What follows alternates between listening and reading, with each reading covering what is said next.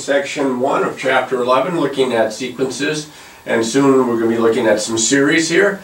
Now, this is a very general section in that it doesn't go into probably the two main types of sequences, which are arithmetic and geometric, which are explained in more detail in sections 2 and 3 of this chapter. But we're going to just kind of keep it kind of general here, so we're going to look at another way to consider writing the general term, or to define a sequence other than writing the general term, I should say, and that is to define it recursively. Now, the recursive formula, what it kind of does is it explains what one term is kind of in terms of a previous term, or sometimes even more than one previous term. I always liken it to a row of dominoes, in that if you stack them up and then knock over the first one, it knocks into the second, which knocks into the third, which knocks into the fourth, and it drops the row of dominoes. Well, that's kind of what happens here.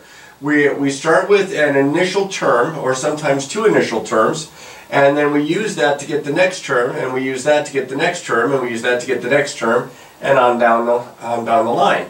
Here's an example right here. It says a recursive formula. By the way, a recursive formula defines the nth term of a sequence as a function of one or more terms preceding it. So here's my example. I'm going to write the first 5 terms of the sequence that's defined.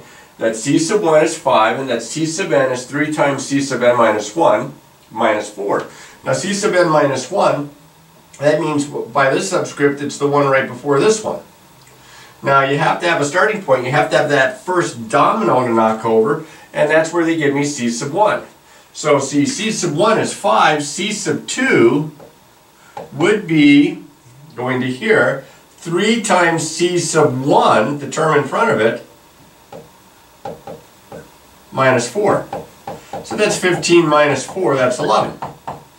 So there's the first two terms defined by this recursive definition.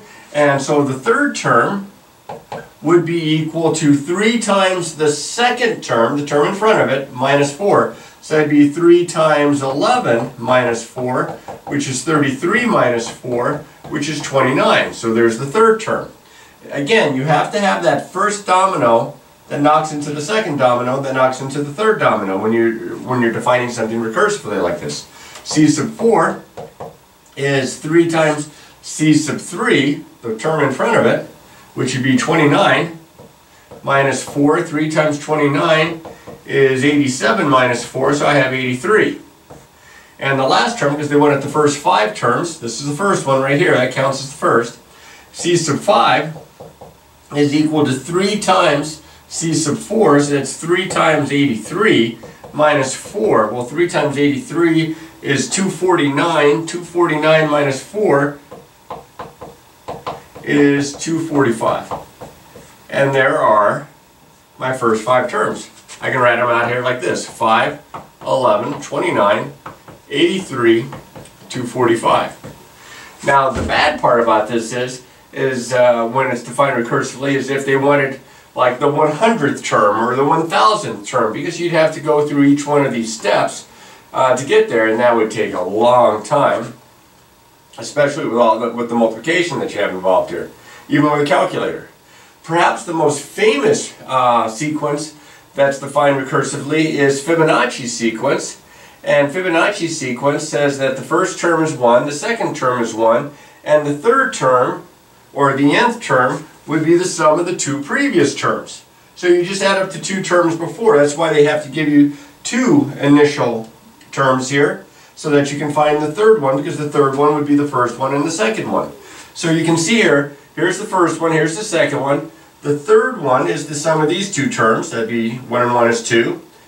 The next term would be the sum of the 2 terms before that. 1 and 2 is 3.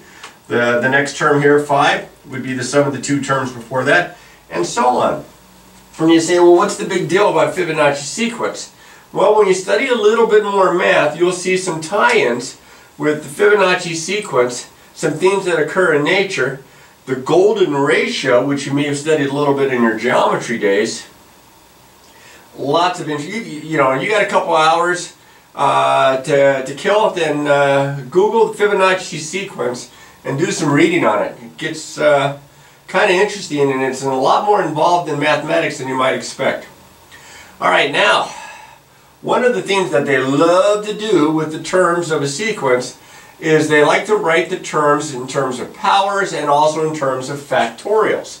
Now you had factorials back in Algebra 2, but I'm going to refresh your memory, at least I'm going to try to. The factorial notation is the exclamation point. N factorial says let n be a positive integer. The expression n factorial is n times n minus 1, which is the number before it, times n minus 2, which is the number before that, all the way down to 3 times 2 times 1. So what you're doing is you're multiplying by all the numbers, starting with this number, all the numbers that are smaller than that by 1 until you get down to 1 here. Now we have to define 0 factorial as 1. I can't use it in this part of the definition, so we have to set that one up, and that will help make some of the arithmetic a little bit easier and make more sense. And we use factorials a lot in probability. You'll use them when you're trying to determine how many ways something can occur. Now, here's an example of a simple factorial problem. This is 5 factorial. According to this definition, this means 5 times 4 times 3 times 2 times 1. So you just multiply those numbers out, 2, 6, 24, 120. And that is 5 factorial. There should be a factorial button on your calculator if you have a nice little TI-30, and if you have a graphing calculator, it's probably under one of the commands, one of the math or probability buttons. This next example involves 3 factorials, 1 in the numerator, 2 in the denominator. Now I'm going to write it out the long way, but after you do a few of these, you'll see some shortcuts. 9 factorial is 9 times 8 times 7 times 6 times 5 times 4 times 3 times 2 times 1. 2 factorial is 2 times 1. And 7 factorial is 7 times 6 times 5 times 4 times 3 times 2 times 1. Now, hopefully you can see why I stacked it up this way, is because when you are multiplying a bunch of numbers in the numerator, you're multiplying a bunch of numbers in the denominator, you can simplify this fraction, because that's what this is a fraction, by looking for common factors top and bottom. And I have all sorts of them. The 1s, the 2s, the 3s, the 4s, the 5s, the 6s, the 7s. Even a factor of 2 that goes into 2 once here and 2 here 4 times. But the key is, do you see how all of these from the 9 factorial canceled out with the 7 factorial? Because you got to think of 9 factorial as 9 times a times 7 factorial. So that all of this will cancel out. And then you have a much simpler expression left. In this case, looks like 9 times 4 all over 1, which is 36. Okay, you don't want to multiply it out the long way, even with a calculator. Now I'm going to use that trick down here, because I don't have specific numbers. I have n minus 1 factorial and I have n minus factorial, or n factorial. Now remember, n minus 1 is 1 less than n. So what this means is, I can write n factorial as n times n minus 1 factorial. Because that would just be n minus 1 times n minus 2 times n minus 3 all the way down times 3 times 2 times 1. So all of these are going to cancel here, and I end up with 1 over n, a much simpler expression. So this is just going to take a little bit of practice, and you've had factorials before, but you probably didn't spend a long time going over them. You might have had it as far back as middle school, and definitely you had it in Algebra 2. I taught college algebra many years ago out at CSN, and I remember I wrote this down for my class just to see if anybody recognized the notation. And I said, does anybody know what this means? And a young man raised his hand, and I go, what is it? And he goes, 7! Well, you know, that's the joke of the exclamation point. All right, now, we're going to define a sequence here. I have the nth term, c sub n. Notice that I have a power of 2 here, and I have a factorial. And they asked us to find c sub 4. Well, unlike the recursive definition, since I have the general term, I can just substitute the 4 in.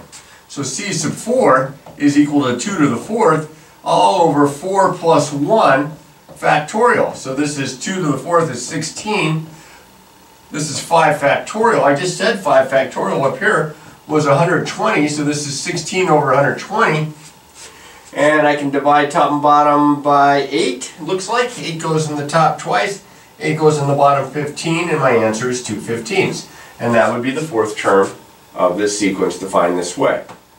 Now let's kind of reverse this here with a couple of examples. Instead of being given the general term, or it defined recursively, let's look to see if we can write the nth term, the general term of a sequence given some terms. So here we have 4 terms given, and notice how the signs are alternating back and forth between negative and positive.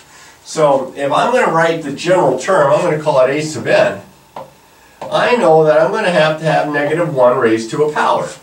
Now I need it to start out to be a negative. So if I have a sub n, I want this to be an n here, because a sub 1 then would be negative 1 to the first, and that would start off with a negative. If it had started out with a positive here, I'd probably add 1 to the n. So now I have the signs alternating, but what's happening? Well, absolute value-wise, they're getting bigger by 1. If I looked at the absolute value of all those numbers, so I'm just adding 1 each time. So I'm starting with a 5. So if I plug in a 1, I need to get a 5. So that would mean I would probably need something like n plus 4. Because that way if I plug a 1 in, I get the 5. If I plug a 2 in, I get the 6, and so on down the line. Now some of these can be really tricky to figure out, and some of them are very straightforward. And as I mentioned, the 2 main types of series that you see, arithmetic and geometric, they have their own formulas for finding the nth term, which is really convenient. But since not all sequences are arithmetic or geometric, we have to consider some of these other types of examples. Here's another one.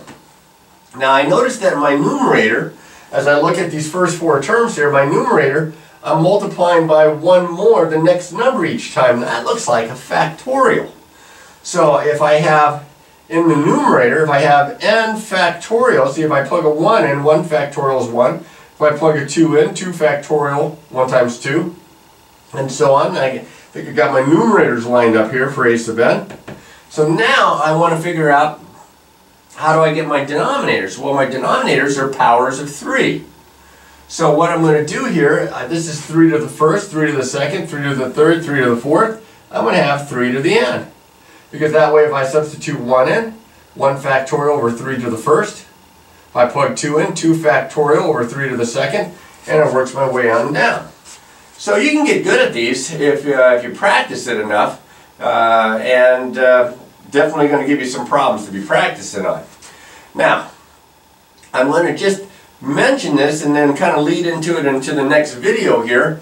Remember that we use this notation to represent a sequence, a list of numbers, a function of numbers whose domain are the natural numbers, the positive integers. Now if we take these numbers here that are in the sequence and we add them all together, now notice it goes on forever, so this is an infinite sequence, so we add up all of these numbers, this infinite number of numbers, we get what we call an infinite series. A series means that you're adding them up. And I can write it this way, S standing for the sum here, that it would be the first term plus the second term plus the third term plus the fourth term and so on of the sequence that was given. So if I add up all the terms, I have an infinite series. If I only add up the first 10 terms or the first 20 terms or the first n terms, then I have a partial sum because it's not all the terms in the sequence. And so we call it the nth partial sum, and we normally use this notation with a subscript of n to represent that I'm only adding up the first n. Now one of my favorite notations is what I refer to as summation notation, and that's the Greek letter sigma, the capital sigma, which looks kind of like a fancy looking E, and I'm guessing you've seen that one before as well. But we're going to talk about this in more detail, and we're going to be able to write series, not only find their sums, but also be able to write them using this sigma notation. But that's in the next video, so we'll get ready for that here next.